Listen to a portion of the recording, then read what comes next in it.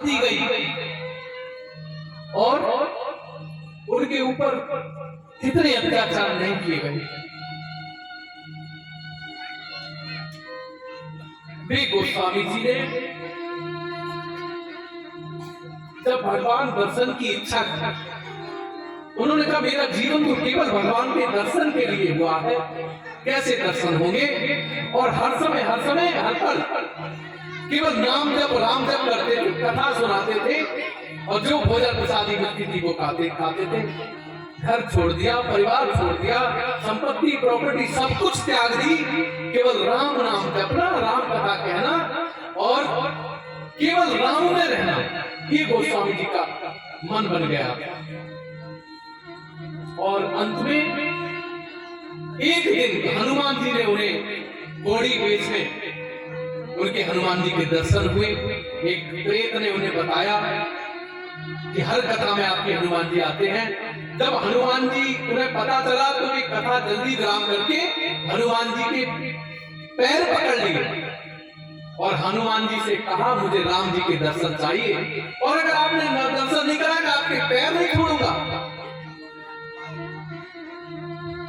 तब हनुमान जी को कहना पड़ा कि मैं तुम्हें राम जी के दर्शन कराऊंगा। और चित्रकूट के घाट पर कई जगह हनुमान जी ने राम जी के दर्शन कराने के लिए गोस्वामी जी को, लेकिन गोस्वामी जी कभी पहचान नहीं पाए।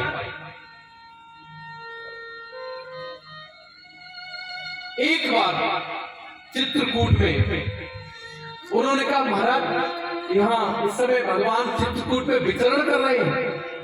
तो गोस्वामी जी बोले मुझे कैसे दर्शन होंगे? बोले आपके दर्शन होंगे। बोले कैसे होंगे? बोले चलो मैं दर्शन कराता हूं। हनुमान जी ने कहा मैं तुम्हें संकेत करूंगा तो तुम पहचान लेना। बोले ठीक है। बोले मैं करूं तो करूं क्या?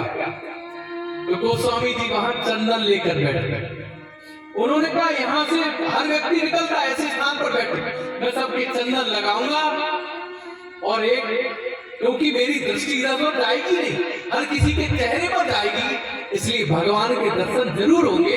क्योंकि वे इधर से निकलेंगे मैं उनके चंदन लगाऊंगा, उनके मुख चंद्र का दर्शन करके मैं आनंदित प्रसन्नचित्त हो जाऊंगा। ये भाव गोस्वामी जी का रहा। और गोस्वामी जी बैठे हैं, वहां भक्तों ने लिख दिया चित्रकूट के घाट पर भई संतन की वीर और तुलसीदास चंदन की और तिलक देत रखी। भाव बदल गया वहां। गोस्वामी जी चंदन घिस रहे, जो भी आता है उसकी तिलक लगाते हैं। भैया तुमने राम जी को देखा है? हर व्यक्ति से यही पूछते, सुबह से शाम हो गई, झुटपुटा हो गया। भगवान राम जानकी जी और लखन जी आए। हनुमान जी ने कई अवसर दिए, भगवान के दर्शन हुए गोस्वामी जी को, लेकिन भगवान को पहचान नहीं पाए गोस्वामी जी। उस समय हनुमान जी ने सोचा इसे आज भी ध्यान नहीं रहेगा कि भगवान कौन से हैं, फिर कहेगा मेरे भगवान के दर्शन नहीं कराए, इसलिए ये संकेत भी करना पड़ेगा। तो हनुमान जी तोता के रूप में ऊपर बैठ गए एक खंबे पर, लाइट बैठ गए और वहां से भगवान आए। भगवान वाल्मीकि जी को गोस्वामी जी को दर्शन देने के लिए आए। गोस्वामी जी ने जैसे ही भगवान को देखा तो गोस्वामी जी का हाथ चल रहा था, दूसरा हाथ जो चंदन लगाने के लिए था वो हाथ वहीं के वहीं रुक गया, नेत्र वहीं रुक गए। हाथ आंखों से गोस्वामी जी भगवान के दर्शन कर रहे हैं और एक हाथ चल रहा है और केवल भगवान के दर्शन में डूब गए। और जब भगवान के दर्शन में गोस्वामी जी डूब गए तो उनका केवल एक हाथ चल रहा था, चंदन घिस रहे थे। और वहां से जो लोग निकल रहे थे भक्तजन गंगा स्नान करके, तो भगवान ने सोचा ये मेरा भक्त हो सकता है इसका हाथ थक गया और तिलक लगाते लगाते, तो भगवान उस चंदन को, घिसे हुए चंदन से अपने हाथ से तिलक करते रहे। और गोस्वामी जी उनका चेहरा देखते रहे, भाव में डूब गए, समाधिस्थ हो गए गोस्वामी जी। और भगवान ने बाद में देखा कि अभी भी ये केवल समाधिस्थ हो गया, अभी भी इसका ज्ञान खत्म हो गया। और भक्ति वहीं से शुरू होती है जहां आपका ज्ञान खत्म होता है। अगर आप में ज्ञान है तो आप ज्ञानी तो हो सकते हैं, भक्त नहीं हो सकते। ज्ञान भक्ति से बहुत छोटी चीज है, भक्ति बहुत बड़ी चीज है। भक्ति से भगवान प्राप्त होते हैं, ज्ञान से भगवान की कथा 100 प्रकार से कह सकते हो, लेकिन भगवान प्राप्त नहीं हुई, क्योंकि भक्ति से भाव आता है और भाव से भगवान प्राप्त होते हैं। गोस्वामी जी में भाव आ गया, भगवान भी प्राप्त हो गए, ज्ञान खत्म हो गया। कौन सा ज्ञान? भगवान को ढूंढने का ज्ञान भी खत्म हो गया। और भगवान ने सोचा कि लाओ से ज्ञान दिया जाए, भक्ति दी जाए, क्या किया जाए। भगवान ने अंत में चंदन लगाने लगे गोस्वामी जी के। मेटक कठिन पंथ भाल के, जो गोस्वामी जी के जीवन में दुख था, दरिद्रता थी, परेशानियां थी, कष्ट था, संताप था, वो सब चला गया, सब जाता रहा। हनुमान जी ने सोचा आज भी ये नहीं पहचान पाएगा, ये तो भक्त है, गोरा है, ये तो भजन में, भाव में। तो उन्होंने ऊपर से कह दिया, चित्रकूट के घाट पर भई संतन की भीड़ और तुलसीदास चंदन घिसे, तिलक देत रघुवीर। जैसे तिलक देत रघुवीर उनके कान तक आवाज गई, गोस्वामी जी भाव में डूब गए, झर झर झर झर नेत्रों से आंसू गिरने लगे। और उनके चरणों में अपने उस गंगा से जो चरण धोकर आए थे, अपने नेत्रों के आंसुओं से गोस्वामी जी ने राम जी के चरण धो दिए। हनुमान जी का धन्यवाद कहा। भगवान ने बहुत प्रकार से भक्ति का उपदेश देकर और बार बार देखे रहना चाहते हैं। भगवान ने कहा गोस्वामी जी आप जब कहोगे तब दर्शन तो भक्ति के बस में। और भगवान की कथा हनुमान जी की इच्छा के अनुसार गोस्वामी ने 2 वर्ष 6 माह और 26 दिन में इस राम कथा को लिखा, रामचरितमानस को लिखा। इसमें बहुत सारे संकट आए। गोस्वामी जी ने क्या किया? गोस्वामी जी ने इसमें एक बहुत अच्छी बात लिखी। गोस्वामी जी कहते हैं, स्वांता सुखाए तुलसी रघुनाथ गाथा, क्योंकि उन्हें पता था कलयुग में ज्ञानी बहुत होंगे। और वे ज्ञानी कौन होते हैं? बाल में से खाल निकालने वाले। वे कुछ भी कह देंगे, किसी भी चौपाई पर बरेला बजा देंगे, राम जी की चरित्र पर कुछ भी बोल सकते हैं। तो गोस्वामी ने एक बात कही, सुनो, जिसे बुरा लगे मत पढ़ना, मत सुनना, मत देखना, मत रखना। स्वांता सुखाए तुलसी रघुनाथ गाथा, ये मैंने केवल और केवल अपने मन को सुधारने के लिए, ये अपने मन को सुनाने के लिए कथा लिखी है, ये तुम्हें नहीं लिखी है। और ये कथा मैं उन्हें विशेषता क्या लिखा? उन्होंने लिखा, पहला श्लोक अगर हम ध्यान करेंगे रामचरितमानस का, तो उस श्लोक को कहते हैं, वर्णा वर्णा नामर्थ संगाना रसा नाम च संद मापपी मंगला नाम चक्रतारो वंदे वाणी विनायक। पहला अक्षर क्या है? वर्ण। और दूसरा क्या है? अंत वाला श्लोक क्या है गोस्वामी जी का? श्रीमद् रामचरितमानस मिदं भक्तव्या गहंतये ते संसार पतंग घोर किरणै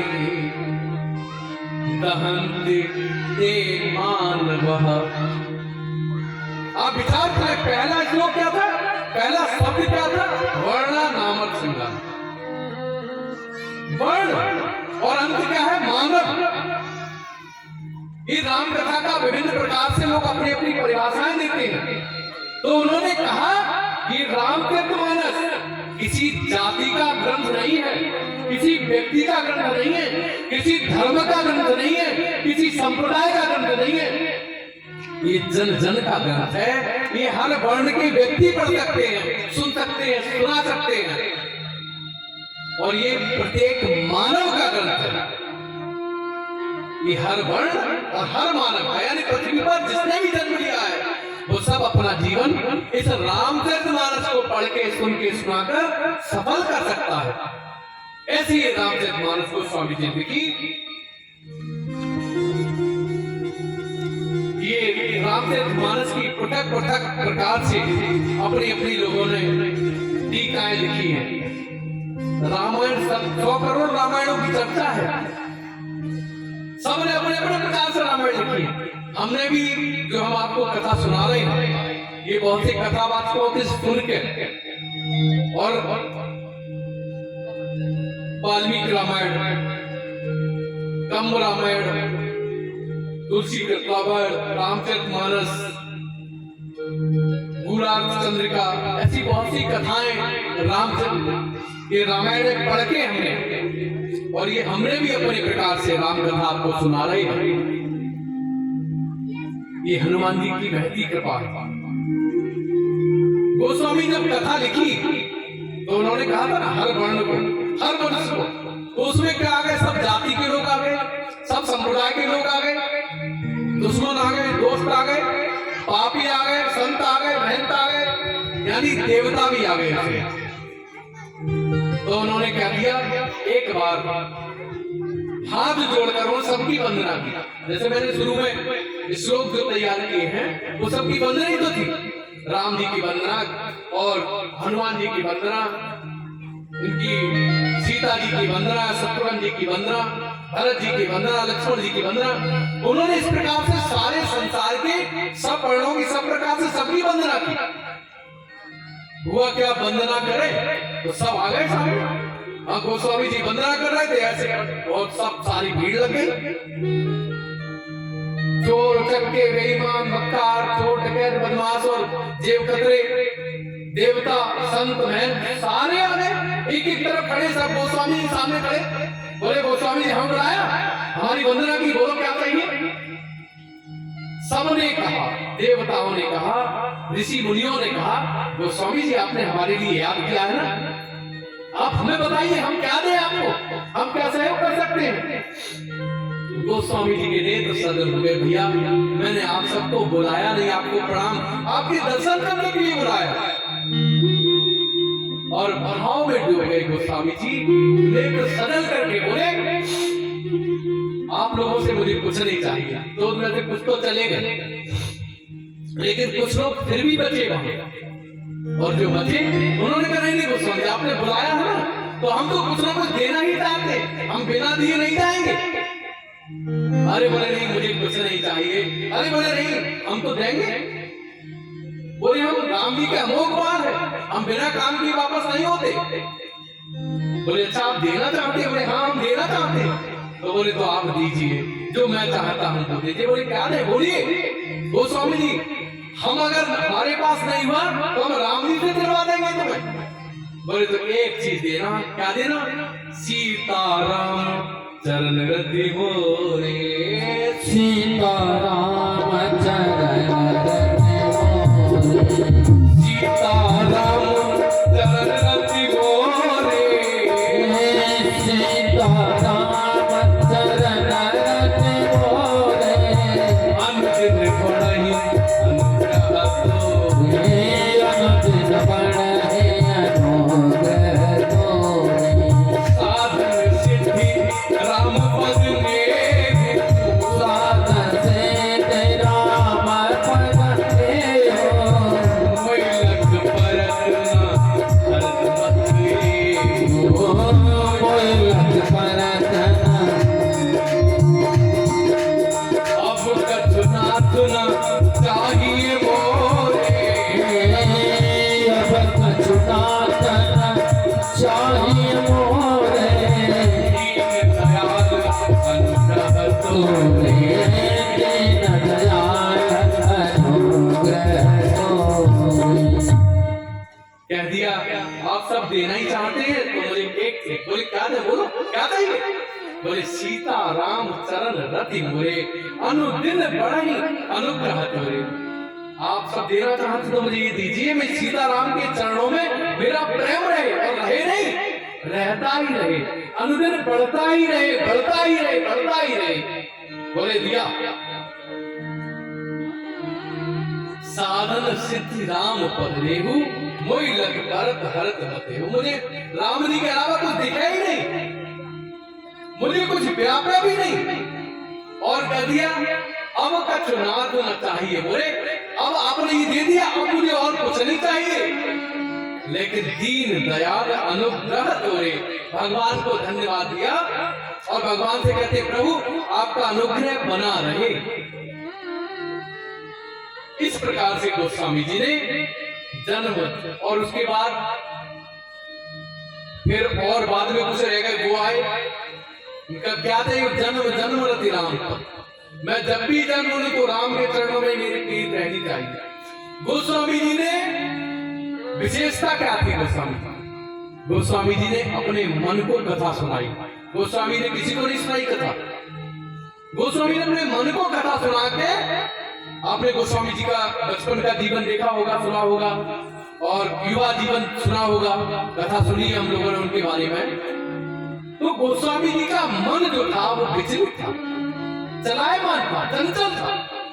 उन्होंने मन को कथा सुना के स्थिर किया और उसके बाद हनुमान जी मिले और राम जी मिले और उन्हें उनकी कृपा मिली, उनका जीवन धन्य हो गया। हनुमान जी ने खुद एक कथा अपने बोल बोलकर गोस्वामी जी की लेखनी से लिखवाई है। आगे आप प्रसंग में सुनेंगे, एक प्रसंग तो ऐसा था, एक पंक्ति हनुमान जी ने अपने हाथ से लिखी है, गोस्वामी जी की लेखनी छूट गई। आधी पंक्ति हनुमान जी के अपने हाथ में लिखी हुई रामचरितमानस में। ऐसे ऐसे प्रसंग है। ये बालकांड जो है ये एक तरह से वृक्ष है पूरा रामचरितमानस। बालकांड इसकी जड़ है, अयोध्या कांड इसमें तना है जो बीच वाला भाग रहता है। हर चीज का अपना अपना महत्व है। अरण्य कांड तट प्रदेश है, कमर है। सुंदर कांड बहुत सुंदर मुख है। इस पूरे वृक्ष की कल्पना की है गोस्वामी जी ने। ये जो रामचरितमानस है ये केवल और केवल भगवान शंकर जानते थे, क्योंकि शंकर भगवान 24 घंटे केवल राम को ही देखते हैं, राम को ही जपते हैं। उनका सर्वस्व राम है, उनकी सर्वेश्वर राम है। तो केवल उन्हें पता थी। उन्होंने क्या किया? रचि महेश मन मानस रखा। उन्होंने इस रामचरितमानस को रचा और अपने मस्तिष्क में रख लिया और जन्म जन्म घूमते रहे। क्या करें, पृथ्वी के लोगों को इस कथा का लाभ मिले, वो कैसे मिले, यही सोचते थे। एक दिन आपने सुना होगा, शंकर भगवान पार्वती जी को कथा सुना रहे थे। शंभु कीन यह चरित सुहावा, बहुरी कृपा कर उमई सुना। बहुत कृपा करके पार्वती जी को उमा जी को सुनाई। ये वही अमर कथा है। ये भी कहते हैं सुखदेव जी ने भी कथा सुनी। कथा को विशेष, ये मैंने कहा ना, करोड़ों कथाओं की चर्चा है, करोड़ों रामायणों की चर्चा है। अलग अलग स्थानों पर अलग अलग प्रसंगों में अलग अलग चर्चाएं करते हैं, अलग अलग दृष्टि है सबकी। एक एक चौपाई के 8-8 अर्थ है। एक गुलाब चंद्र का आती है पुस्तक, एक चौपाई के 8 अर्थ है उसमें, और एक मानस पीयूष आती है, उसमें एक विद्वान ने, अपने भारत के विद्वान ने एक चौपाई के 16 अर्थ लिखे पूरी रामायण के। ऐसी रामचरितमानस 16 पुस्तकें हैं। तो इसके लिए अपने अपने प्रकार से सबने लिखी है। भगवान शंकर पृथ्वी पर विचरण कर रहे थे, कहां दूंगी कथा, पृथ्वीवासियों को इसका लाभ कैसे मिले। मैं तो कोई कथावाचक हूं नहीं, तो इसलिए मैं कहां कथा सुनाऊं, कैसे सुनाऊं। दोनों उनकी दृष्टि एक इस पर पड़ी, कौवे पर पड़ी। कौवा जिसकी बोली भी, लेकिन उसके अंतर मन बहुत शुद्ध था, बहुत निर्मल था, भाव था बहुत अच्छा। उस कौवे का नाम क्या है? काग। सोई शिव काग सुंदरी दीना, सोई शिव काज सुंदरी दीना, सोई शिव काग सुंदरी दीना, सोई शिव काज सुंदरी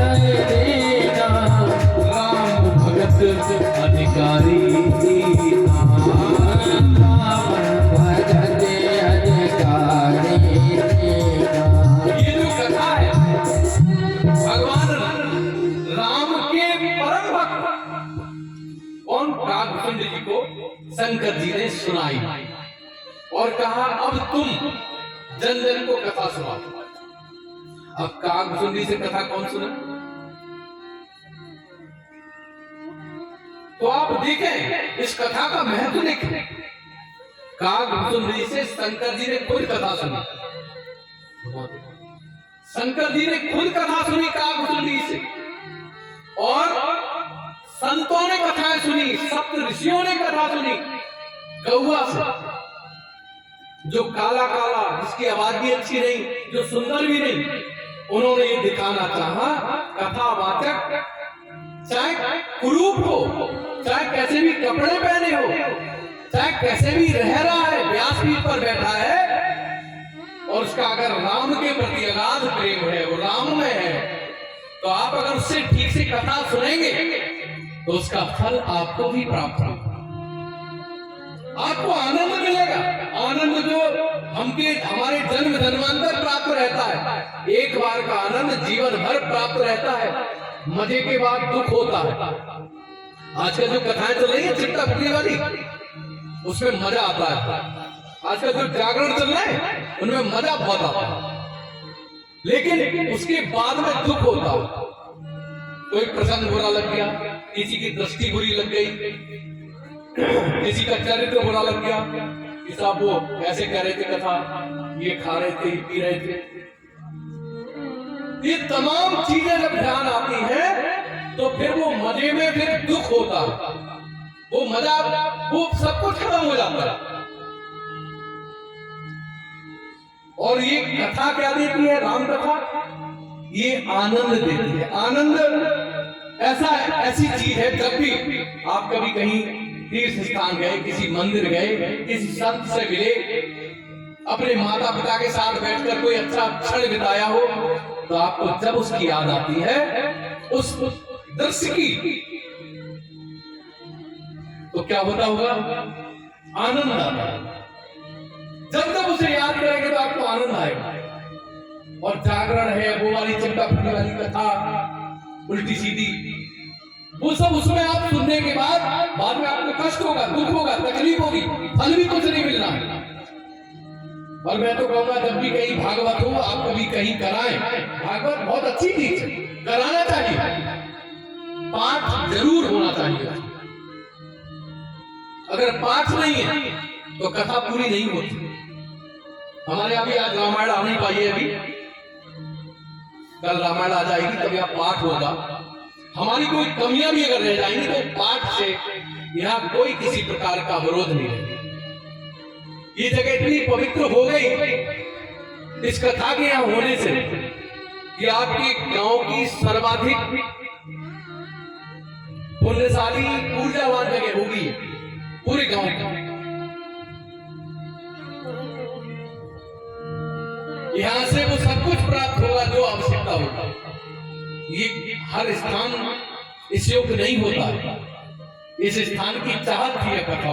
एक साल से मना कर रहा था उम्मीद से, मैंने कहा मैं गांव में कथा नहीं करूंगा, वहां वातावरण नहीं बन पाता। लेकिन उनकी जिद थी ना, इस बार कर दो, अगली बार आप जहां कहोगे।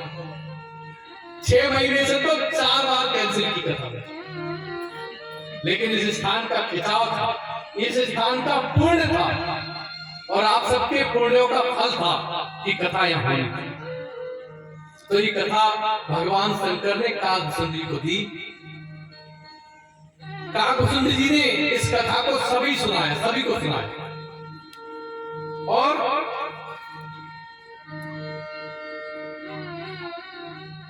इस कथा को पृथ्वी पर लाने के लिए भगवान वाल्मीकि जी ने इस कथा को रचा।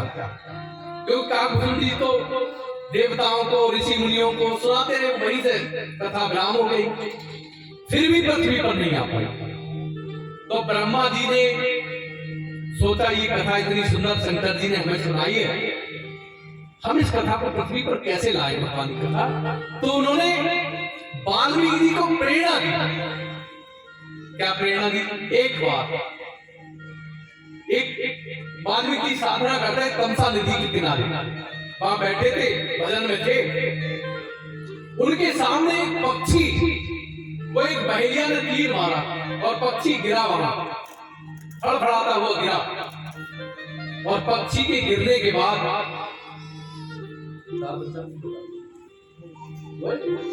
1 घंटा हो, आज 2 घंटे लेट कथा शुरू हुई है, इसकी कथा 5 बजे तक करेंगे। अगर किसी को जाना हो तो वो जा भी सकते हैं, क्योंकि हमारे यहाँ हनुमान जी कथा सुनते हैं यहाँ बैठे। किसी को जरूरी काम हो तो भी जा सकते हैं। हम तो पूरी ये आज का प्रसंग करके तभी जाएंगे। और लेकिन हमने बहुत छोड़ दिया, काफी छोड़ के 4:30 भी हो सकते हैं, ज्यादा देर नहीं है। तो वाल्मीकि ने उस पक्षी को गिरते हुए देखा, बहेलिया ने बाण मारा और पक्षी गिरा, वहां गिर गया, फड़फड़ा रहा था और उसने अपने प्राण छोड़ दिए। पक्षिणी आई और वहां लोट लोट के रुदन कर रही थी। वाल्मीकि का ध्यान सबसे हटके उस पक्षिणी पर गया और उन्हें बहुत दुख हुआ। उन्हें ध्यान एकदम ये आया, पति के बिना पत्नी की हालत कैसी होती है, ये बेचारी अपना जीवन कैसे बिताएगी। और उनके मन में संताप आ गया, नेत्र सजल हो गए उसका दृश्य देखकर। और मुख से एक श्लोक निकला। क्या श्लोक था? माम निषाद प्रतिष्ठां तुम गमः सरस्वती नमः यत् रौंच मिथुनादेकं अवधि काम मोहितम। ये श्लोक उनके मुख से अपने आप निकला। उनके जो शिष्य थे वहां बैठे थे। जब भी ऐसा होता है, जब विद्वान गुरु हैं तो हर शिष्य जब वहां उनके पास जाता है तो कुछ ना कुछ नोट कर लेता है, क्या गुरुजी ने अच्छा बोला। एक शिष्य ने तुरंत लिख लिया, अरे मुझे गुरुजी ये क्या बोला आपने? बोले पता नहीं मैंने क्या बोला। क्या बोला? बोले अपने ये श्लोक बोला। ये देववाणी है तो देवता की वाणी है, आपने मुझसे निकली। बोले ये तो कोई ईश्वर की कृपा है। तुरंत ब्रह्मा जी प्रकट हो गए, नारद जी प्रकट हो गए। नारद जी बोले ब्रह्मर्षि ऋषिवर, ये जो आपको श्लोक प्रकट हुआ है ना, इसका कुछ विषय है। बोले बताओ देवर्षि क्या है? बोले विषय ये है कि आपको इस वाणी में, देववाणी में मेरे राम जी की कथा लिखनी है। बोले मुझे तो कुछ आता नहीं। बोले एक बार बहुत पहले हमारे पिताजी ने आपको सुनाई थी। बोले मुझे नहीं ध्यान है। अरे बोले आप जितना मतलब आप लिखो तो। ब्रह्मा जी प्रकट हो गए। ब्रह्मा जी बोले वाल्मीकि लिखिए तो आप कथा। आप एक श्लोक लिखेंगे, दूसरा आपको ध्यान आता जाएगा। ये मेरा आशीर्वाद है, मेरी शुभकामनाएं हैं, क्योंकि ये कथा पृथ्वी वासियों पर पहुंचनी चाहिए। ये कल्याणकारी विषय है। और वही हुआ। वाल्मीकि जी पर इतनी कृपा हुई प्रभु की कि उन्होंने तीनों लोगों को त्रिकालदर्शी थे, भगवान का भूत भविष्य वर्तमान पूरा सब पहले ही लिख दिया। पूरी राम कथा उन्होंने राम के जन्म से पहले लिख दी थी। वाल्मीकि जी रामायण में क्या लिखा उन्होंने?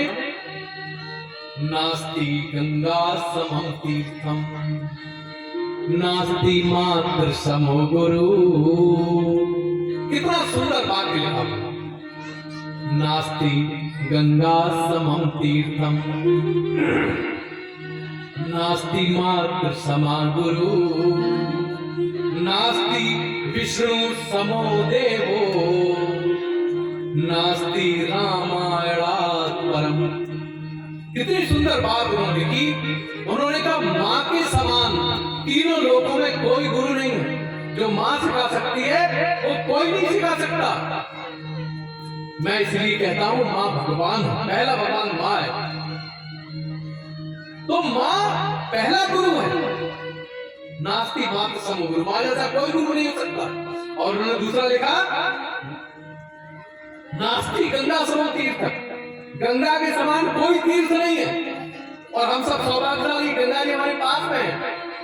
गंगा का दर्शन करने मात्र से जन्म जन्म के पाप मिट जाते हैं, ऐसा कहते हैं। गंगा जल का आचमन करने सारे अभी मैंने अमेरिका का एक लेख पढ़ा था, आप लोगों ने शायद पढ़ा हो। अमेरिका में 250 रुपए लीटर बिकता है गंगा जल। 1 लीटर 250 रुपए का। उन्होंने रिसर्च करके निकाला, इतनी बीमारियों पर, हार्ट पर, ब्लड प्रेशर पर, शुगर पर, ये सब उन्होंने दिया था उसमें डिटेल। गंगा जी के जल की इतनी बड़ी महिमा है कि विदेशी लोग उस पर सर्च करके साइंस से और हमें बता रहे हैं। तो इसलिए उस समय वाल्मीकि जी लिख दिया, नास्ति गंगा समम तीर्थ, गंगा के समान कोई तीर्थ नहीं है तीनों लोगों में। और उन्होंने लिखा, नास्ति विष्णु समो देवो, विष्णु भगवान के समान कोई देवता नहीं है विष्णु, क्योंकि विष्णु भगवान के 24 अवतार हैं, उन्हीं के अवतार कहे जाते हैं। और नास्ति रामायणात् परम, ग्रंथों में रामायण से बड़ा कोई ग्रंथ नहीं है। आपने जब अभी सबसे पहले रामायण जी की आरती हुई, गावत वेद पुराण अष्टदश छो शास्त्र सब ग्रंथन को रस, इन सब का रस है ऐसी रामचरितमानस, ऐसा गोस्वामी ने लिखा है। और संत कहते हैं रामायण सब कोटि, करोड़ों रामायणों की चर्चा करते हैं और कहते हैं हरि अनंत, हरि कथा अनंता, हरि कथा अनंता, हरि सुनई बहुविध सब संता, गाय सुनई बहुविध सब संता। हरि अनंत, हरि कथा, ये जो रामायण है, आपने राम कथा जब सुनी होगी तो और प्रकार से किसी सुनी होगी, लेकिन हमारे सुनाने का तरीका और हो सकता है कल और अच्छा हो जाए। लेकिन ये जो कथा है ना, संतों का अपना अपना मत के अनुसार। अभी मैं कुमार विश्वास को पढ़ रहा था, उनका सुन रहा था, उनके पिताजी से भी मेरी बात हुई अभी, उनके पिताजी मेरे बात से जुड़े हुए हैं कुमार विश्वास के, तो वो भी यही कहते हैं कि वो इस सीता जी का जो परित्याग वाली कथा है ये नहीं है, लेकिन मैंने वाल्मीकि रामायण में देखी है, कम्मन ऋषि ने लिखी है, उसमें लव कुश कांड नहीं है। लेकिन वाल्मीकि जी ने अपनी जो रामायण है, रामचरितमानस गीता प्रेस गोरखपुर की, उसमें ये कथा है। तो अपने अपने मंतव्य के अनुसार लोगों ने जैसा चरित्र सुना, जैसा देखा, जैसा समझा, वैसा लिखा। इसलिए गोस्वामी ने कह दिया रामायण करोड़ों रामायण सतकोण की अपार। अभी मैंने बताया एक चौपाई में 16 अर्थ है। ये वही कथा है जो भगवान शंकर ने पार्वती जी को सुनाई, यही कथा काकभुजंडी ने पक्षियों के राजा गरुड़ को सुनाई, और यही कथा याज्ञवल्क्य ने भरद्वाज ऋषि को सुनाई, और यही कथा शांता सुखाए, अपने मन को प्रसन्न रखने के लिए, मन के मैल को दूर करने के लिए ये कथा गोस्वामी जी अपने मन को सुनाते हैं। और यही कथा आज हम सब सौभाग्यशाली पुरुष हनुमान जी की महती कृपा से हम सब सुन रहे हैं, उन्हीं के शब्दों में, उन्हीं की सरस्वती मां की वाणी की कृपा से हम सब यहाँ सुन रहे हैं।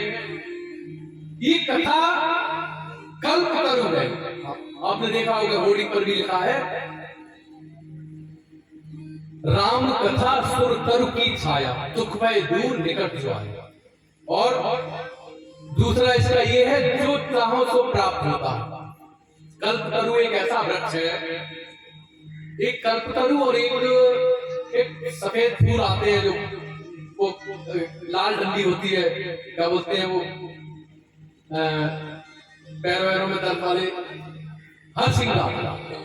ये दो वृक्ष भगवान ने आपातकाल में इंद्र से लिए, और जब देखा उसका पृथ्वी पर बहुत बड़ा प्रताप है, तो इंद्र से इस विषय में युद्ध भी हुआ था राम जी कि हम नहीं देंगे, मानव कल्याण के लिए यही रहने। और पूरे देश में आज भी कल्प वृक्ष हैं। और आपको एक बहुत सच्ची बात बता देता हूं। आज एक हमारी बहन जी यहाँ बैठी है, हमीरपुर में कल्प वृक्ष है वहां।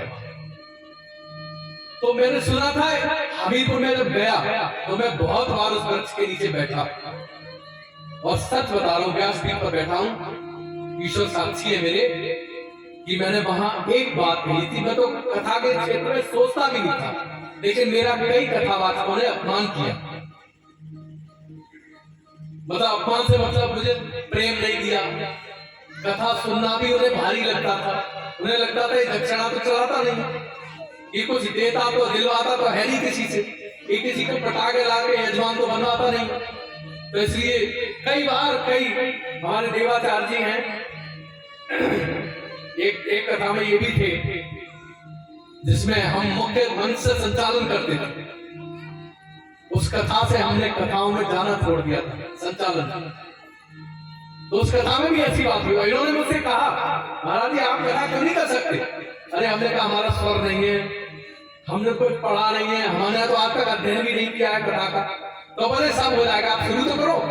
और आज आपके साथ उसके बाद मैं हमीरपुर गया और मैंने कल्पवृक्ष देखा। तो मैंने सच बता रहा हूं, मैंने न धन मांगा, न संपत्ति मांगी, संपदा मांगी, मैंने कुछ नहीं मांगा।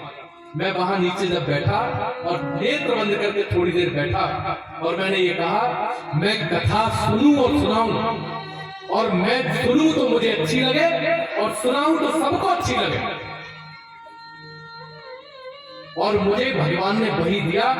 जहां भी कथा हुई, यहां भी दूसरी कथा है, हर जगह दूसरी बार कथा जरूर हुई है। इसका मतलब मुझे लगता है कि कथा लोगों को अच्छी लगती है। ये सब हनुमान जी की कृपा है और कल्प वृक्ष के आशीर्वाद का प्रताप है। ये साक्षात मेरे साथ घटा है, वो आपको बता रहा कि एक ही चीज मांगी मैंने और वो मुझे प्राप्त हुई। ये राम कथा भी कल्पतरु है, कल्प वृक्ष है, जो चाहो सो प्राप्त होता है। राम कथा उसकी छाया है। इसलिए ये क्या देती है कि हम मन के मैल को धोती है, ऐसी कथा है। और धन धरा और धाम ये सब कुछ यही धरा रहता है, ये सब यही धरा रहता है ना। आप कथा में जरूर रहिए, प्रतिदिन 10-5 चौपाई जरूर पढ़ा करिए, आपको आनंद मिलेगा। एक भजन के बाद आरती करेंगे, शेष कथा थोड़ी थोड़ी करके पूरी करेंगे जो आज कम रही। हम संपत्ति को अपना मानते हैं। हमारे पिताजी चले गए, हमारे बाबा चले गए, हमारे दादा चले गए, कोई संपत्ति में कुछ ले पाया? कोई संपत्ति उनके मरने के बाद उनके नाम से कहीं हम तो दे नहीं पाए। यहां तक कि वो अगर हम किसी को दान भी देंगे उसमें से तो कहेंगे रवि जी ने दान दिया है। हमारे पिताजी का नाम नहीं आ रहा, हमारे बाबा का, जिन्होंने जीवन भर मेहनत कर करके और सब इकट्ठा करके छोड़ के चले गए कंजूसी परेशानी में, दुख तकलीफों में, लेकिन उन्हें संपत्ति बिगाड़ी नहीं बनाई। तो धन धरा और धाम ये सब कुछ है। जो कुछ भी हमें दिख रहा है, चाहे वो किसी का शरीर दिख रहा है, चाहे संपत्ति दिख रही है, यहाँ तक कि हमारे बाद में सब कुछ खत्म हो जाता है। हम तो कहेंगे हम गए तो जग गया और मैं हूं तो जग है। ये रिश्ते नाते, संपत्ति, प्रॉपर्टी, ये सम्मान, यश, स्वाभिमान, इस मान, प्रतिष्ठा, पद, ये सब है। कब तक है? जब तक हम हैं। इसलिए हम जीवित बने रहें मरने के बाद भी। इसलिए हम अपने माता पिता, बाबा दादी, इन सब की जो संपत्ति हमें प्राप्त हुई है उसमें से किसी ना किसी रूप में सेवा में लगाएं, समर्पण में लगे, संस्कार में लगाएं, देश के प्रति कुछ अच्छे भाव दिलाएं। उसका कहीं ना कहीं ठीक से अपने यहाँ दशांश की व्यवस्था थी। तन, मन और धन दशांश खर्च करने की व्यवस्था थी। तन भी खर्च करते थे 10%, मन भी खर्च करते थे और धन भी करते थे। मन 10% काय में लगाते थे? भजन में लगाते थे। तन 10% दीन दुखियों की सेवा में लगाते थे और धन 10% सेवा की व्यवस्था जुटाने में लगाते थे। लेकिन आज ना 10% तन हम देते हैं, ना धन देते हैं, ना मन देते हैं। इसलिए वो 10% हमारा तन भी बर्बाद होता है और हमारा मन भी बर्बाद होता है, हमारा धन भी बर्बाद होता है। आप कभी हिसाब जोड़ना साल भर का, आपका 10% जरूर बर्बाद होगा। और अगर साल भर में नहीं हो तो 10 साल बर्बाद होगा। शुगर हो जाएगी, ब्लड प्रेशर हो जाएगा, कोई दुर्घटना होगी, कोई एक्सीडेंट, कुछ ना कुछ ऐसा हो जाएगा कि आपका 10% खर्च होना ही होना। और जो दान करते हैं 10%, तन मन और धन तीनों कहा है मैंने, केवल धन नहीं कहा है। धन की कोई औकात नहीं है, धन वाले तो नीचे बैठते हैं और देखो निर्धन ऊपर बैठते हैं। ये कृपा है भगवान की। ये धन का महत्व नहीं है, इसलिए तन भी देना है 10%, मन भी देना है। सबसे खराब शरीर में क्या होता है? अच्छा, सबसे खराब पैर होते। कभी आप देखना पैर सबसे गंदे होते, बेवाई फट जाती है। और संतों के पैर तो बेचारे नंगे पैर यात्राएं करते हैं तो उनके पैर तो बहुत ही बुरे हो जाते हैं। कभी पैर का फोटो खींच कर देखना। लेकिन सबसे ज्यादा ऊर्जा पैरों में होती है। हर व्यक्ति पैर छूने को दौड़ता है, माता पिता हो, गुरु हो, संत हो, क्यों छूने को दौड़ता है? पैरों को हमारे यहाँ शास्त्रों में सूत्र कहा गया है और हम सूत्र को नीचा मानते हैं, लेकिन उस पर सर रखने को तैयार है। देखते हैं आप, इसलिए कोई छोटा कुछ नहीं, किसका कहां महत्व। तो इसलिए धन का इतना बड़ा महत्व नहीं है, मन का सबसे ज्यादा महत्व है। आपने मन अगर लगाया तो तन भी लगेगा और धन अपने आप व्यवस्था होगा। मन भगवान में लगाए पहले, सब तरफ से कीजिए। मन लगाना बहुत मुश्किल है, तो इसलिए तन मन धन 10% नहीं तो कलयुग है। हमें मोह बहुत है तन से, हमें बहुत मोह है मन से, और उससे भी ज्यादा मोह है धन से। चमड़ी चली जाए दमड़ी ना जाए। मैं कभी नहीं कहता, मैंने अब तक कोई बुराई जिले में हिंदुस्तान में नहीं कह सकता मैंने 10 रुपए कभी मांगे हो। और मेरी कथा में आरती में भी मत चढ़ाना, यहाँ भी मत रख के जाओ। मैं बताऊंगा क्या करना उस पैसे का। मेरे नाम से 20 रुपए रोज जरूर निकालना, अंतिम दिन बताऊंगा उसका करना क्या है। उससे भी मुझे कुछ नहीं चाहिए। आरती में 10 रुपए आने के, 10 रुपए जाने के। ये 20 रुपए आरती के मान के अपने पास रख लो, आरती में नहीं चलाना। आरती तो ऐसी ले लिया करो, मुझे जरूरत नहीं है आपके पैसे की। लेकिन तन मन धन तीनों 1-1% आप दान करना सीखिए। मन भजन में, तन सेवा में और धन सेवा की व्यवस्थाओं में। आप देखिए आपकी दुख तकलीफ ये हमारे कर्मों के अनुसार आनी तो है, लेकिन स्पर्श करके निकल जाएंगे। हमने कोई पाप किया है तो हम भजन करते हैं तो भी हमें आती है। हमारी चोट लगती है, बुखार आता है, धन भी खोता है, मन भी खोता है, तन भी दिक्कत पैदा करता है। ये सब हमारे साथ भी होता है। हम भले सन्यासी, हमारा भी मन इधर उधर चला जाता है। हम भी कभी किसी अपने मुख से गलत बोल देते हैं, निकल जाता है। मनुष्य भगवान तो नहीं, माफी भी मांग लेते हैं हम, लेकिन हम प्रयास ही करते हैं। हम तो 100% लगाने का प्रयास करते हैं, तो नहीं लगता तो हमारे लिए कोई काम भी नहीं है। हमने अपनी सारी संपत्ति, प्रॉपर्टी जो हमारे पास 1-1.5 करोड़ की प्रॉपर्टी है, हमने सब एक संस्था बनाकर उसके नाम दान कर दी। उसके सदस्य कोषाध्यक्ष सब बैठे हुए हैं, बाकायदा लिखित। तो हमें आपका कुछ नहीं चाहिए, आप हमें क्या दे दोगे? 10, 20, 50, 100, 200, 1000 रुपए दे दोगे? हमारी आवश्यकता ही नहीं है। हमारे पास जो हमें सेवा कार्य करने हैं हम अपने से करेंगे। हमारा मतलब ये है आप फिर भी दान करिए, यहाँ दान मत करिए, दान करिए। आप कहाँ कर रहे हैं वो अपने आप आपको पता चल जाएगा। तन मन धन आपकी परेशानियां दूर होगी, आपकी दुख दूर होगा, आपकी दरिद्रता दूर होगी। क्योंकि जाएगा जब यहाँ से कुछ भी न पास होगा, 2 गज